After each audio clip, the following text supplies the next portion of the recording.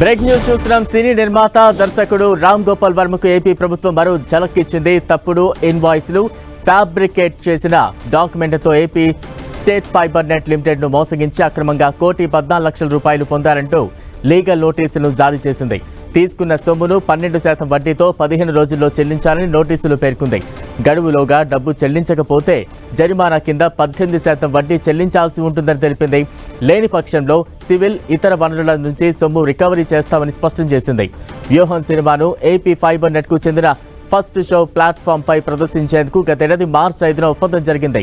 2 లక్షల సబ్స్క్రిప్షన్స్ వరకు ఏకకాలంలో ₹2 కోట్ల చెల్లించేలా ఒప్పందం కుదుర్చుకున్నారు. అయితే ఈ సినిమాకు కేవలం 1863 వ్యూస్ మాత్రమే వచ్చాయని, ఈ లెక్కన ఒక్క వ్యూకు 11,000 చొప్పున చెల్లించాలని, దీనిపై వివరణ కోరుతూ లీగల్ నోటీస్ ఇచ్చామని జీవీ రెడ్డి పేర్కొన్నారు.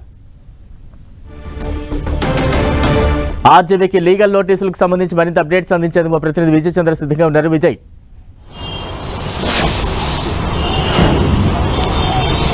ఎన్నికల ముందు వ్యూహం సినిమాలో చంద్రబాబు నాయుడును, ఆయన తనయుడు లోకేష్ను, అలాగే ఉప ముఖ్యమంత్రిగా ఉన్నటువంటి ప్రస్తుతం పవన్ కళ్యాణ్ వీరి ముగ్గురిని కూడాను అంటే వాళ్ళని ఎగతాళి చేస్తూ గేల్ చేస్తూ వ్యూహం సినిమా తీశారని చెప్పేసి అప్పట్లో పెద్ద ఎత్తున దుమారం చెలరేగింది. ఈ సినిమాను బ్యాన్ చేయాలా, ఎలక్షన్ల ముందు ఎన్నికలను ప్రభావితం చేసే విధంగా ఉంది.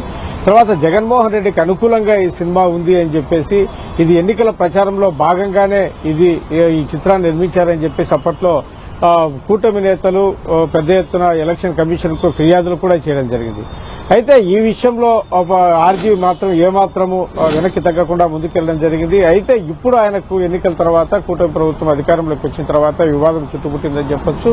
దీంట్లో నాటి ప్రభుత్వము వైఎస్ జగన్మోహన్ రెడ్డి ప్రభుత్వం ఏదైతే ఉందో అది ఆర్జీవీతో లోపాయకారి ఒప్పందం కుదుర్చుకొని ఆయనకు పెద్ద ఎత్తున ఈ సినిమాకు కావలసినటువంటి ఆర్థిక వనరులు చేకూర్చడంతో పాటు దీని గవర్నమెంట్ ద్వారా కూడాను ఫైబర్ నెట్ ఏదైతే ఉందో దాని ద్వారా కూడాను పెద్ద ఎత్తున దీనికి సంబంధించినటువంటి ఆదాయం వచ్చేలా ఒక వ్యూహం రచించారని చెప్పేసి ఇప్పుడు ఆరోపణలు వస్తున్నాయి. దీనికి సంబంధించి fibre net chairman GV Reddy, Ram Gopal వర్మతో పాటు మరో 5గురికి మొత్తంగా నోటీసులు జారీ చేయడం జరిగింది.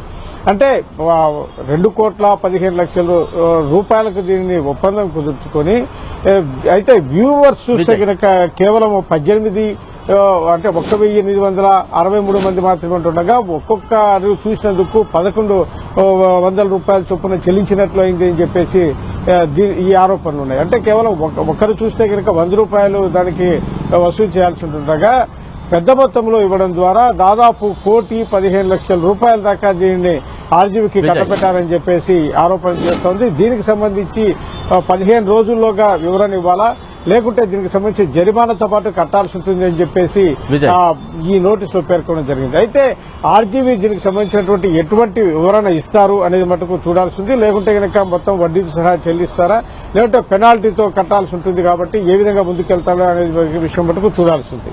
అంటే విజయ్, ఏపీ సర్కార్ నోటీసులపై ఆర్జీవీ ఎలా రియాక్ట్ అయ్యే ఛాన్సెస్ ఉంటున్నాయి? మరోవైపు ఏం చేయబోతున్నారు? నెక్స్ట్ ఆర్జీవీ స్టెప్స్ ఏ రకంగా ఉండే ఛాన్సెస్ ఉంటాయి?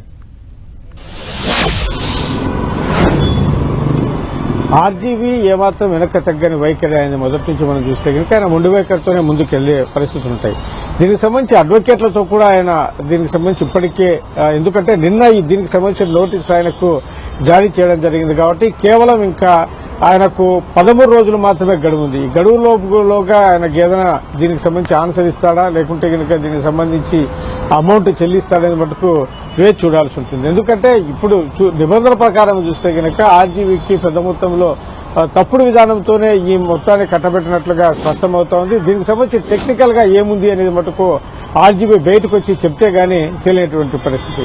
అయితే దీనికి సంబంధించినటువంటి ప్రభుత్వ అధికార యంత్రాంగం కూడా దీంట్లో కొంత ఇన్వాల్వ్ అయినట్లుగా ఈ మనకు ఇప్పుడు చూసినటువంటి సినారియోని చూస్తే కనుక మనకు అర్థమవుతా ఉంది. అంటే ఫైబర్ గ్రిడ్ నాటి ఎండీకి కూడా ఇదే విధంగా నోటీసు జారీ చేయడం జరిగింది. ఆయన ఏం సమాధానం చెప్తారనేది మనకు చూడాల్సింది. Right, thank you Vijay.